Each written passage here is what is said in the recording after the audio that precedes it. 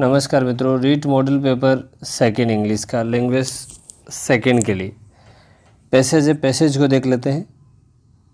थोड़ा सा ऊपर ले लेता हूँ मैं, एक मिनट। ये पैसेज है अपना, चेक कर लेते हैं। The advantage which punctuality brings to man is manifold, यानी अगर आदमी पाबंद होता है समय का तो बहुत सारे उसको फ़ायदे मिलते हैं। मैनफोल्ड मतलब विविध, अनेक प्रकार के।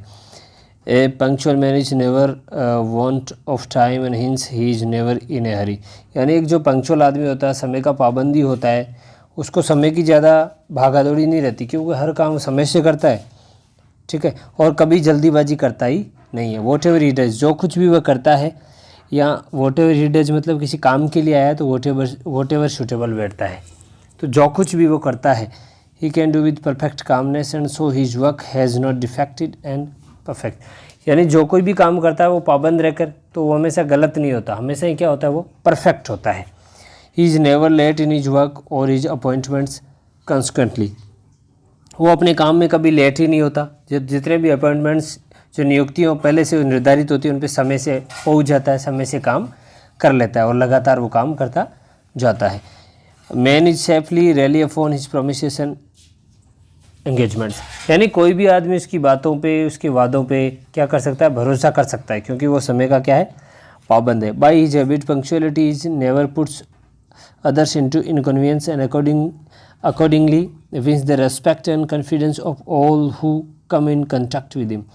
क्या कहना चाह रहा है, जो भी उसके संपर्क में आता है, ठीक है, उनसे वो क्या जीतता है, आदर भाव, ठीक है, और इन पंक्चुअलिटी होने के कारण वो क्या करता है, दूसरों को न तो दूसरों के लिए कोई बाधा खड़ी करता है और खुद का भी क्या बना रहता है, कॉन्फिडेंस बना रहता है।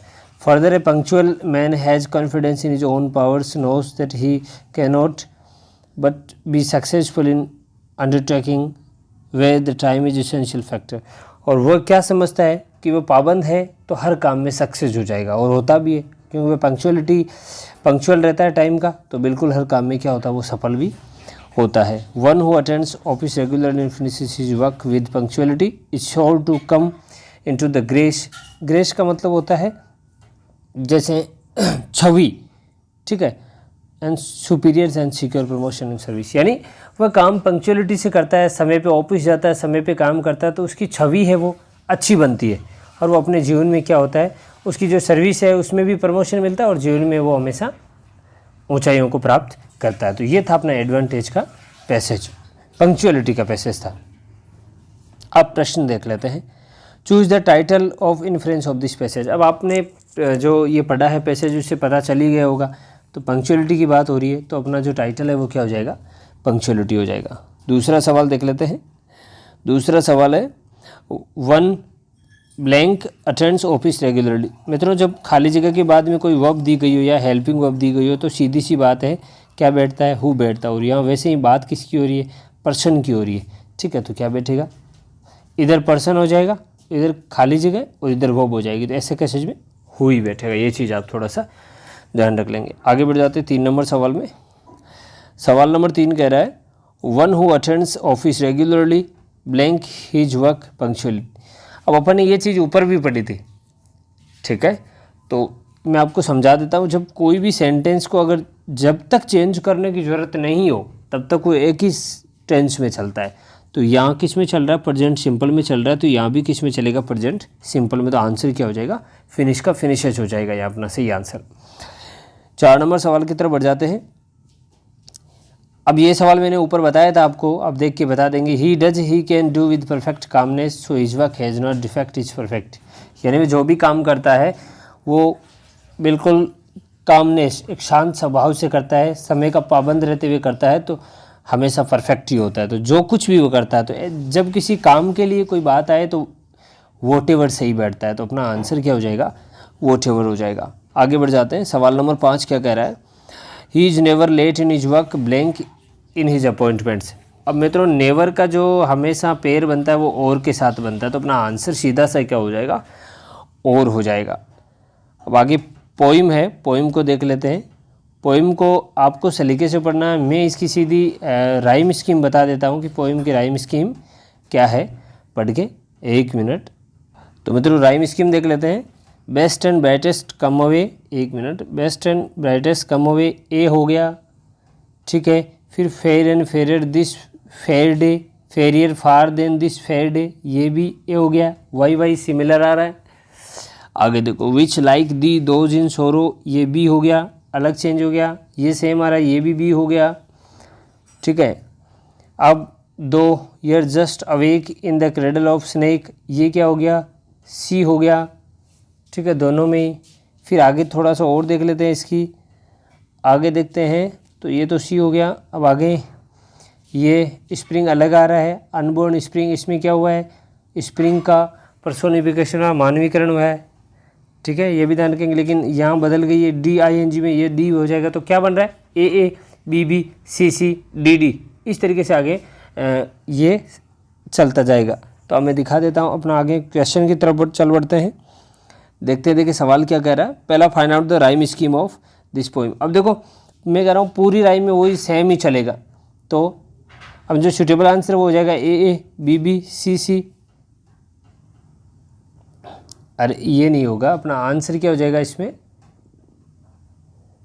सही से चेक करो, ये नहीं होगा, सेम सेम चल रहा है ना, AA BB CC DD EE FF GG HH II JJ, ठीक है। तो ये अपना जो आंसर ये गलत हो, ये हो जाएगा, ये आंसर सही हो जाएगा इसका। और आप राइम स्कीम को सही से पढ़ेंगे तो आसानी से समझ आ जाएगा कि राइम स्कीम क्या बन रही है। आगे बढ़ जाते हैं 7 नंबर सवाल में। 7 नंबर सवाल कह रहा है, which figure of speech used in this line, इस लाइन में कौन सी फिगर ऑफ स्पीच है। देखो मैं सीधा सा बताता हूँ, बी का रिपीटेशन हो रहा है, बी का रिपीटेशन हो रहा है, एफ का रिपीटेशन, एफ का रिपीटेशन, एफ का रिपीटेशन। तो मित्रों जब किसी वर्ड का कॉन्सोनेंट का अगर बार बार रिपीटेशन हो तो ऐसे केसेज में क्या होता है, ऐसे केसेज में अपना जो फिगर ऑफ स्पीच होता है वो होता है एलिट्रेशन। क्या होता है, एलिट्रेशन। ये चीज़ आप थोड़ा सा ध्यान रखेंगे, सीधा सा फंडा है। आगे 8 नंबर सवाल कह रहा है, which figure of speech used in this line, इस लाइन में कौन सा फिगर ऑफ स्पीच है। And breathed upon frozen mountains like, क्या आ गया मित्रों, लाइक आ गया। सीधा से क्या आ गया, सिमिली, सिमिली में एज और लाइक का ही तो सीन होता है, तो सीधा सा उत्तर निकल के आ गया। आगे देख लेते हैं, ज़्यादा दिमाग लगाने की ज़रूरत ही नहीं है, सीधा सा अगर आपको याद है वो चीज़ें तो वहाँ से उठाओ और सीधा सा लाइक और एज से समझ के आपकी सिमिली हो जाएगा। आगे figure of speech, the brightest hour of unborn spring, मैंने बताया था पोइम पढ़ते वक्त कि स्प्रिंग का क्या हुआ है, या पर्सोनिफिकेशन हुआ, मानवीयकरण किया गया स्प्रिंग का, ठीक है, बसंत ऋतु का मानवीयकरण किया गया है। तो यहाँ मानवीयकरण क्या होता है, पर्सोनिफिकेशन होता है। चमकीला, यानी क्या कह रहा है, जन्म का वह चमकीला घंटा, यानी एक रोशन, किसी समय को रोशन करते हुए बताया गया है स्प्रिंग के लिए, ठीक है। तो स्प्रिंग का जन्म तो हो ही नहीं सकता, ठीक है, बॉर्न अनबॉर्न में। तो ये किसके लिए हो गया, ये एक लिविंग थिंग के रूप में इसको लिया जा रहा है, तो यहाँ पर्सोनिफिकेशन हो गया। आगे देखो 10 नंबर सवाल कह रहा है, which figure of speech used in this line, kiss the forehead of the earth, मैंने पृथ्वी के ललाट को किस किया। तो मित्रों पृथ्वी तो नॉन लिविंग है ना, तो पर्सोनिफिकेशन हुआ है, मानवीयकरण हुआ है, मानव के रूप में लिया गया है, तो अपना क्या हो जाएगा, आंसर हो जाएगा पर्सोनिफिकेशन। आगे बढ़ जाते हैं, 11 नंबर सवाल कह रहा है, स्नेक, ये देखो ये जो सह बनता है ना, ये SH से बनता है, तो SS तो यहाँ है ही नहीं, तो यही गलत, यही गलत, तो यही गलत, बच्चा क्या, स्नेक, सैनिक, ये अपना आंसर हो जाएगा। आगे बढ़ जाते हैं, आगे है जज, जब जे से बनता है तो ये आंसर बनता है। जय किस से बने, जब जय है ना, अगर जे से बने ना या जी से बने तो ये अपना DZ वाला साइन बनता है। और जब उसके बाद अगर ऐसा भी है कि U और O आए, ठीक है, U और O से अगर A बनता है ना, क्या बनता है, ए, ठीक है, ए ही बन रहा है, जय ए तो बन रहा है। जब ये ए U और O से बने तो किस में जाता है, इस ऐसे वाले ए के साइन में जाता है, तो बन क्या जाएगा, जज, क्या बन जाएगा अपना, जज। आगे देखो, वैसे ये चीज़ें आपको उसमें अच्छी तरीके से बताई गई है, जो चैप्टर पढ़ाया गया ना फोनेटिक्स वाला, उसमें अच्छी तरीके से सारी चीज़ें बताई गई। 13 नंबर सवाल क्या कह रहा है, IPA स्टैंड्स फॉर, सीधा सवाल बात हो जाएगा, अपना आंसर क्या है, IPA स्टैंड्स फॉर का इंटरनेशनल फोनेटिक एसोसिएशन, ठीक है, फोनीम नहीं है, अल्फ़ाबेट नहीं है, इंटरनेशनल फोनेटिक असिस्टेंट नहीं है, ये सीधा सा आंसर हो जाएगा। अब देखो मित्रों, ये आगे वाला सवाल है, थोड़ा सा मैं समय देता हूँ, आप सोच के बताओ। देखिए ये है, ये जे नहीं है, ये वाई का सिंबल है, ये कौन सा साउंड हो जाएगा इसमें, बताओ। देखें 4 ऑप्शन है, अप्रॉक्सीमेट्स, एफ्रिकेट, नेजल और फ्रिकेटिव। तो किस में हो जाएगा, ये हो जाएगा अप्रॉक्सीमेट्स में। किस में हो जाएगा, यानी सेमी वोवल डब्लू, और ये वाई और डब्ल्यू क्या होते हैं, सेमी वोवल। तो सेमी वोवल प्लस एल और आर, ये चीज़ें किस में ली जाती है, अप्रॉक्सीमेट्स में ली जाती है, अप्रॉक्सीमेट्स में ली जाती है। तो इन चीज़ों का आप याद रखेंगे, तो अपना उत्तर क्या हो जाएगा, ए हो जाएगा। आगे बढ़ जाते हैं। The elegy in memoriam was written by, सीधा सा है, अल्फ्रेड लॉर्ड टेनिसन ने लिखा था इसको। आगे बढ़ जाते हैं, सिंपल सा सवाल है 16 नंबर। ब्लैक शिप मीन क्या होता है। अब ये ब्लैक शिप का मतलब होता है नीच आदमी की हिसाब से लिया जाता है, जो ज़्यादा अच्छा आदमी नहीं होता। तो लविंग पर्सन नहीं हो सकता, बिलोव्ड नहीं हो सकता, प्यारा होता है, बिलोव्ड का मतलब डिजायरेबल, जिसको अपन चाहते हैं वो भी नहीं है, तो अनडिजायरेबल पर्सन हो जाएगा answer. 17 number, when I was young I खाली जगह गो फॉर वॉक। यहाँ देखो मित्रों, अब जब आप सेंटेंस को सलीके से पढ़ते हैं तो यहाँ पास्ट हैबिट की बात हो रही है, यानी पुरानी आदतों को बताया जा रहा है इस वाक्य में।